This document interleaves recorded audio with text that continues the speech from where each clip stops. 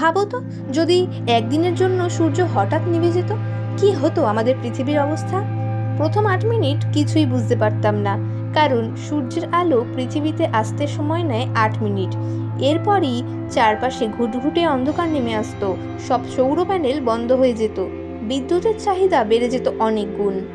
কয়েক ঘন্টার মধ্যে তাপমাত্রা দ্রুত কমতে শুরু করতো। 24 ঘন্টার মধ্যে গড় তাপমাত্রা 0 ডিগ্রির নিচে নেমে যেত। শুধু তাই নয়, চাঁদ আর মহাকাশও অদৃশ্য হয়ে যেত, কারণ সূর্যের আলো ছাড়া এগুলোও অন্ধকারে ঢেকে যাবে। উদ্ভিদ মারা যেতে শুরু করত, অক্সিজেন কমে যেত, আর খাদ্যের সংকট তৈরি হতো। তবে যদি মাত্র একদিনের জন্য হতো, তাহলে কিছু প্রাণী আর প্রযুক্তির সাহায্যে আমরা টিকে যেতে পারতাম। কিন্তু চিন্তা করার কিছুই নেই, সূর্য এত সহজে নিভে যাবে না, তাই আমাদের পৃথিবী আপাতত নিরাপদ। এরকম আরও রোমাঞ্চকর তথ্য জানতে চাইলে ভিডিওটি লাইক আর শেয়ার করতে ভুলবে না। টাটা।